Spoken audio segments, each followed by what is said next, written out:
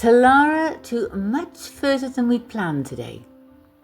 Woke up this morning and went for a fabulous walk along the beach, leaving Peter have a little lie in. Everybody was out cleaning the beach, which was lovely to see. Beautiful sky, beautiful sunshine, waves a little bit rough but nothing major. Every now and again a huge wave would come in and wash the beach.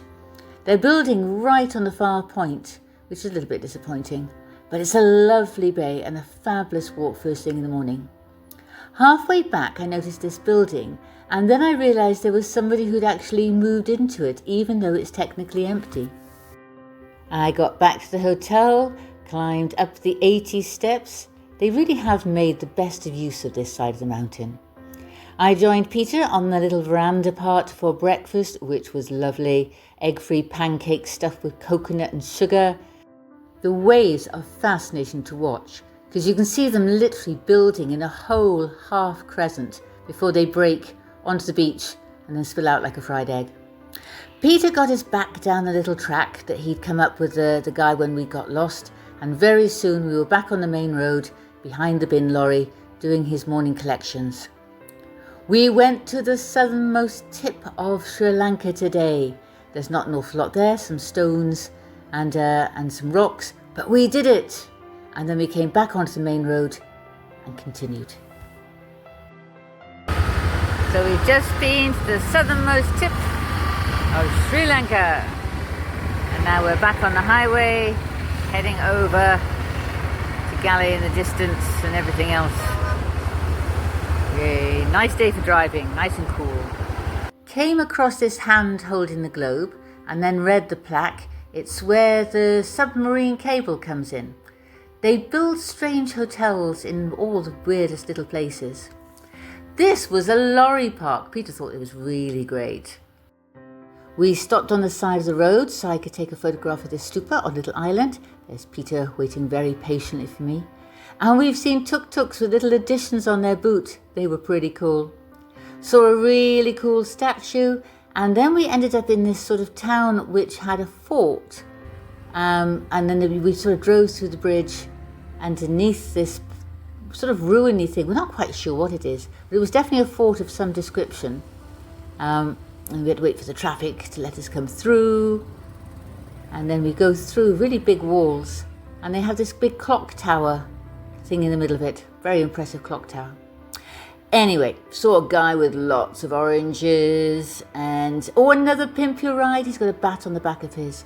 Saw this huge building being built. This is 8-9 stories of rooms on top of already 2 or 3 stories. It's even big enough to be on Google Maps from a distance. Found another fabulous temple. We found another place this full of monks lining up to see Buddha. And again, everyone is different. And we have a peacock wandering around as well.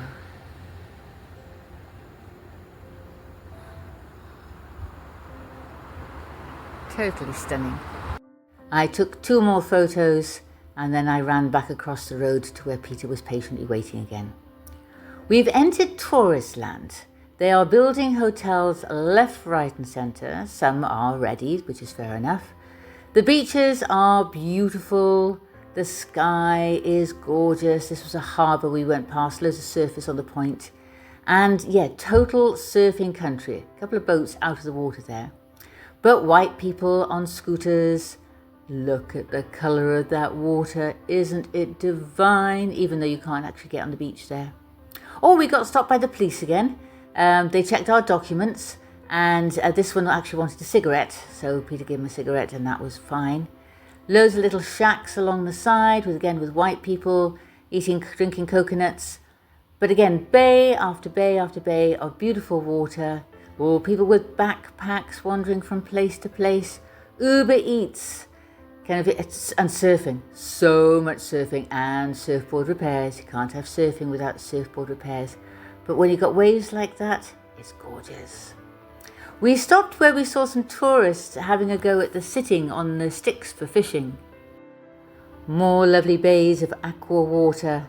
And then we were back in town a little bit where we saw a garage, so we figured we'd stop for some fuel. Again, another quite busy garage. So we're in Wella Gamma at the moment, and it was heaving. White people everywhere on scooters and on the sides of the roads, clubs and shops and all the sort of things, rubbish and dried fish, you name it, they've got it. And surfboards, so many surfboards. The traffic was horrendous. But we got out of it. We eventually got to Galé. Do you know, I never knew there was a temple in Galé. And again, coming out of the town, we hugged the coast all the way up. Didn't really know where we were going. Found some good little quiet roads. Found this lovely, lovely statue. The Golden Buddha. So we reached Hikkaduwa and we found Top Secret where we stayed all those years ago. The beach has changed a lot. And the waves are no longer the lovely smooth rolling waves, they are dumpy waves, same as we have in Varkala, and some of them are really quite big. The beach is also a fraction of the size it was last time we were here, so I presume that just like in India, the beaches come and go. But it was nice to visit, but Top Secret wasn't open, so we didn't end up staying there. We had a look at the little sitting area where we sat, our room where we got isolated when we had COVID, and we decided we'd better move further on. With now no fixed route as such, we just carried on going up the streets. Again, very touristy, but we've been here before and there wasn't anywhere we particularly wanted to stay here. So we drove all the way through out to the other side, saw this little building on a tiny island, and then when we came closer, there was a golden building on the mainland, so we presume they're linked. Saw lots of lovely boats on the side of the road. I presume that they're being repaired or they've been out the water for the storm. No idea why. But the water is gorgeous up here. This coast, it really is. It's too rough for swimming. These people were in a little bit of lagoon. We passed the hatchery, Turtle Hatchery, and then we found this place, Ocean Caves, and it's great. They've got Christmas decorations up. We have a little bit of Egyptian artwork here, as well as self-painted turtles. This one's really nice. And this is our room. Absolutely perfect. Our room is here. And the pool is here. And it's lovely here. Abraham's parked over there. And the sea is just beyond that wall. So nice. Oh, and hammocks everywhere. It has a lovely pool that we spent an hour in. Lovely sitting out area. So this evening we went for a walk down to the far beach where we saw a whole load of fish that were still drying. Absolutely beautiful down here. I took a video of this because we just walked along this bit and then this wave came in and flooded it all, which was rather nice. All our footprints had got washed away and then another big wave came, this one a little bit more powerful, so I think the tide was coming in, so probably quite a good time to leave the beach and head back home. So nice. So Peter and I walked further down the beach. We're actually staying at this point here. Again, waves are beginning to come in much, much further.